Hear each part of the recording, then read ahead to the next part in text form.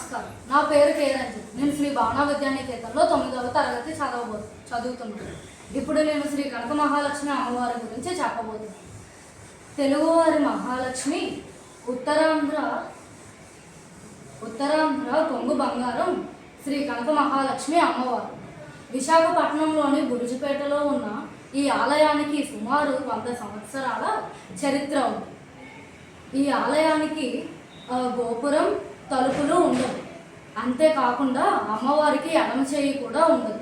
రాజుల కాలంలో యుద్ధ సమయంలో అమ్మవారి విగ్రహాన్ని సమీపంలో ఉన్న బావిలో భద్రపరిచారు.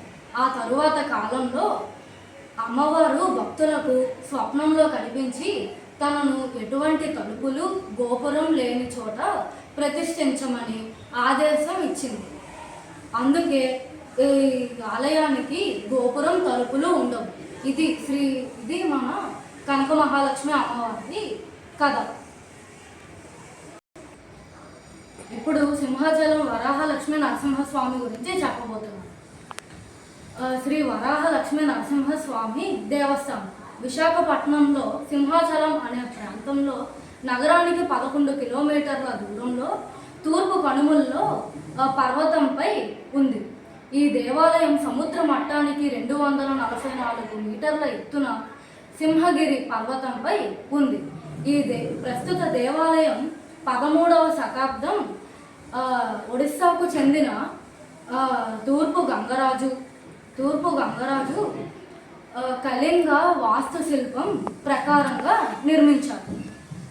1268 ఏడీలో అతని కుమారుడు భానుదేవ చేత ప్రతిష్ఠించారు. ఈ దేవాలయం దక్షిణ భారతదేశంలో ముఖ్యమైన వైష్ణవ దేవాలయం. తిరుపతి తరువాత అత్యధిక ఆదాయం కలిగిన దేవాలయం.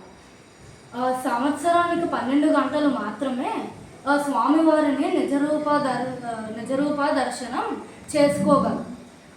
మిగతా సమయం అంతా స్వామివారు చందనంచే కప్పబడి ఉంటారు. ఈ నిజరూప దర్శన సమయాన్ని చందనయాత్ర లేదా చందనోత్సవం అని అంటారు.